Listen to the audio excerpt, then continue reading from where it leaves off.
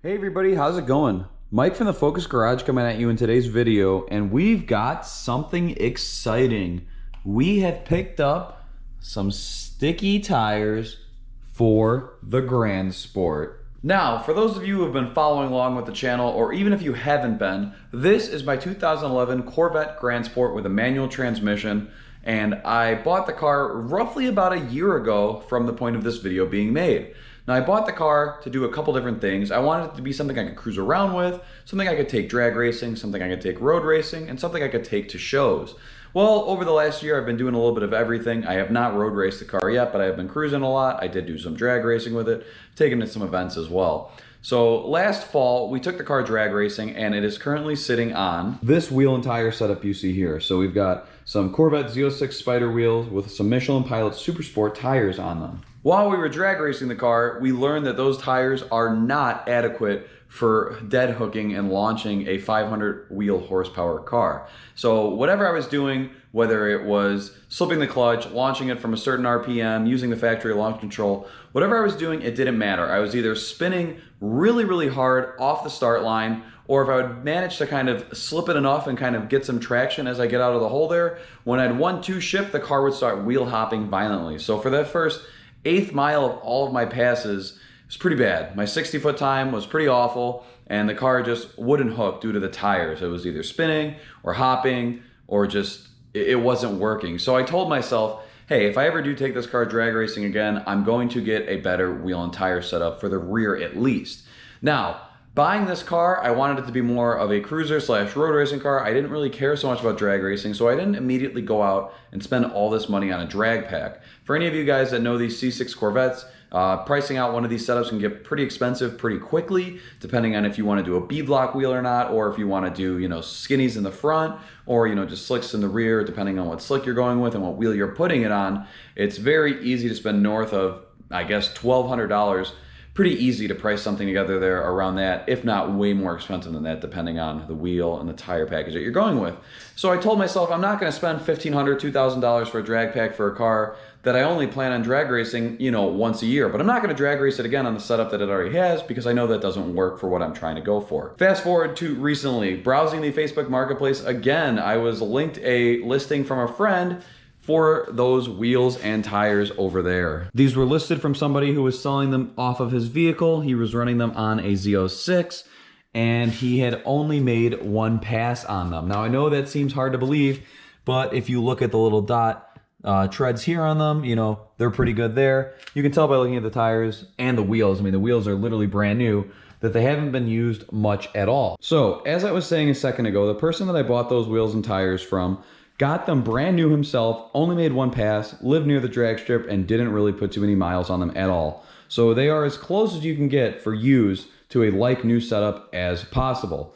The only problem is that those were all the way in St. Louis, and I'm in the Chicagoland suburbs. So I did a crazy round trip there and back to pick them up. I drove roughly 11 to 12 hours in one day all the way down there, grabbed them, and came all the way back, just because when you see a good deal, you can't pass up on it. And that was the type of deal that I needed to justify getting a drag setup put together for this car. So what we've got there are Hoosier DR2 drag radials on a Forgestar D5 wheel. One of the areas where this improvement is going to be most notable is the difference in sidewall size. So from the factory here, well, I guess kind of factory, on the Z06 Spider wheel that I'm running, this is a 19-inch wheel. So we've got 18s in the front and 19s in the back. Well, looks good, but what this results in is a very small and narrow sidewall. So what's happening is it's a stiff tire, obviously for better summer performance and handling and things like that. But when you're going to launch the car and you're looking for that dead hook traction, it doesn't have it because there is no sidewall to flex, nothing to wrinkle or anything like that. So these tires don't do the best when you're trying to put all that power to the ground from a launch. So we've gone from a 19 to a 17 with the new Forgestar D5 wheels. So that should alone, not even the compound change in the tire, make for a big difference as far as traction goes. Obviously, the other difference is, if you guys have ever seen a set of slicks before, is you'll know that that kind of tire compound is very sticky. And from everything I've read about these tires, As far as slicks go, these do not require a big smoky burnout to heat up or anything like that. One of the nice things about them is all you need to do is just scrub in the tires. So a quick little, slip the clutch, dump the clutch, get the tires spinning, and then stop. You're good. That's really all you need to do. If you do see a ton of smoke coming out from like a large burnout, you spun them too much, they're going to be too hot to do what you need to do. So scrub them in and you're good to go. As far as what I'm expecting to run and how I'm looking for all that to work out, I did drag race this car in the fall like I was saying, and I did probably 10 to 12 passes on it, and the best pass I was able to get was a 12.4. I actually did that a few times, 12.4 second quarter mile. I forgot what my trap speed was, but it was about where it should be for this type of car with this type of power. And it was okay. I mean, like I said, I had expectations of getting into the 11s with the car. Obviously, I didn't do that because I quickly learned that the tires were my problem. But going into that now, the previous owner did run a drag pack on this car for a little bit. He never quarter mile raced it, but he did eighth mile race it. And if you take the times he was running in the eighth mile and extrapolate that down to the quarter mile, everything being consistent, this car should be a mid to low 11 second quarter mile car. For those of you that don't know, I won't go too in depth with the mods, but makes about 500 wheel horsepower, 493 to be exact. It is a manual car. It's a Grand Sport, so it's not as light as the Z06. I weighed this last year. This was 3,250 pounds. So what I'm expecting with a actual drag tire on this car, I should be able to shave off at least those 0.4 of a second. If I was to set myself a realistic expectation, I would like to see 11.6s or better out of this car.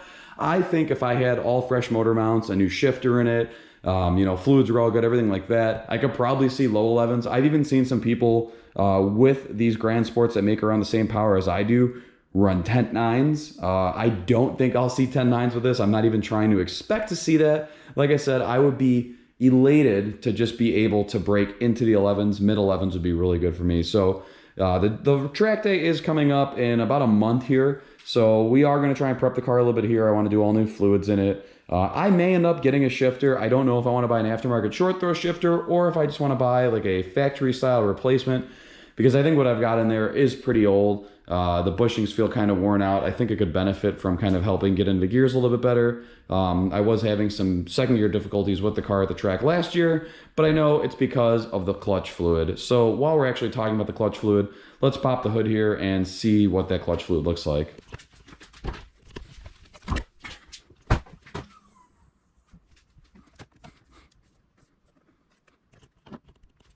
All right, so you can see that this clutch fluid looks absolutely awful. It is pitch black and there are contaminants in it. So this is not what you want to see. If your clutch fluid looks like this is exactly why you'll have shifting problems similar to the way I did getting into second.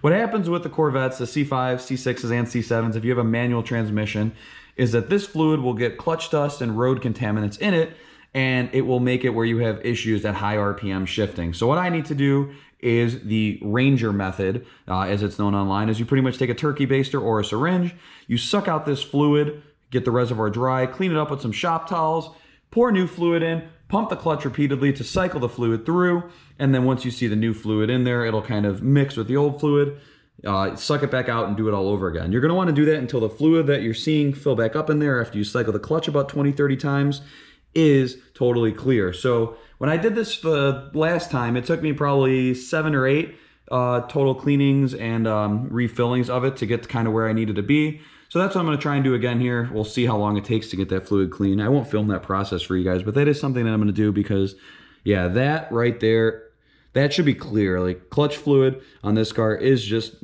brake fluid. So it's got its own reservoir, obviously, but that should be pretty much crystal clear. And yeah, that's black and dark. So I'm gonna go ahead and do that once I'm done with the video here, run some new clutch fluid through it and see if maybe that'll help with the shifting. But yeah, anyways, back to what I was saying is before we go ahead and track this car, want to do the fluids, maybe I'll do a shifter in it. I'll be stoked to see if I can do 11.6s. If I could tick off anything faster than that, I'd be happy and I'd be surprised. Am I a perfect drag racer? Absolutely not. I have minimal experience doing this. I've done it with automatic cars before. I've done it with manual cars before. But this is a whole different beast. A 500 horsepower manual transmission, rear-wheel drive car. There's a lot of variables, a lot of finessing, and a lot of technique that go into it, into getting that pass that's going to be satisfactory to be as quick and as fast as I want it to be. So It's gonna take some playing around. I really hope that there's no mechanical failures from it, but anytime you take a car drag racing, you do kind of accept worst case scenario. So on this particular car, my first fear would be the clutch. As far as I'm aware, this car is still running its original clutch. My biggest indication of that being that there is no easy speed bleed, quick bleed line there. I know a lot of times when people put clutches in these cars, they'll do a remote bleeder, so that way you can bleed the fluid more easily. This car doesn't have that done. I have no issues with the clutch. Right now, it's never slipped on me. The pressure's good, but I know when you're putting a sticky drag tire on it, you are gonna run into issues with that. I don't think I'm making enough horsepower to break a differential or to break my axles or anything like that. I'm not gonna be launching that hard, so I don't think I'll run into issues with that. But if I do run into any kind of issues, it will most likely be my clutch. So it's gonna be interesting to see, especially depending on the heat and how many passes I take, if my clutch can hold up to the abuse that it's gonna see in the coming days here. So I will keep you guys updated. I will be bringing the camera along the way I have done in the past, so I will be logging the entire event for you guys there. I'll have my camera mounted on the GoPro. We'll be filming some of my runs, and I'll give you kind of my thoughts and feedback after the event is over there. So that's gonna pretty much wrap it up for this one. I just wanted to let you guys know that I finally did pick up some sticky boys over there, and we're gonna be throwing them on the car once I do the fluids. I will kind of be taking the car to Mexico and giving it some test hits to see you know, what it's like to launch on a tire like that and just kind of feel what it's like to dead hook. Because first and second gear in this car right now are pretty much useless. You know, you get into it in first or second gear and all this thing does is spin. So it's fun to be able to do rolling burnouts and kind of, you know, have it be sketchy and ice skating all over the place, but it'll be really fun to be able to take the power that this car has and put it down to the ground. So I'm stoked on that. Maybe we'll do some videos once we get those wheels on there. I'll throw a pickup over here or just all over the screen somewhere of what those tires look like next to the car. But we'll go ahead, we'll get them mounted, we'll see what it looks like, and we'll do some testing. Like I said, the previous owner did run something very, very similar on the car, so I know it's gonna fit my brake setup in the rear there. It's nothing groundbreaking. A lot of people run these D5 wheels because it's proven and it's light. When I first picked these wheels up, I was absolutely astonished how much lighter they were than these factory wheels when I've had them off before. Again, I think part of it is the 17-inch versus the 19-inch wheel. You know, it's a big heavy tire, it's a big heavy wheel. It's quite a bit smaller as far as the wheel goes. That's gonna pretty much wrap up this video. Now that I just opened my clutch fluid and I saw how disgusting it is, that's what I'm gonna be doing for the next little bit here. We'll probably do a clutch fluid service on this car just to get all that looking good, and we'll get it ready to go. Go ahead and drop your thoughts in the comments section down below. Let me know what you think the car is gonna run, or if there's any questions you've got about this setup. But that's about it. I look forward to taking this car to the track. I'm very, very excited. It's another private track rental, so I'll be able to get in as many runs as I want to or need to. This is Mike from the Focus Garage signing off, and I will catch you guys in the next video.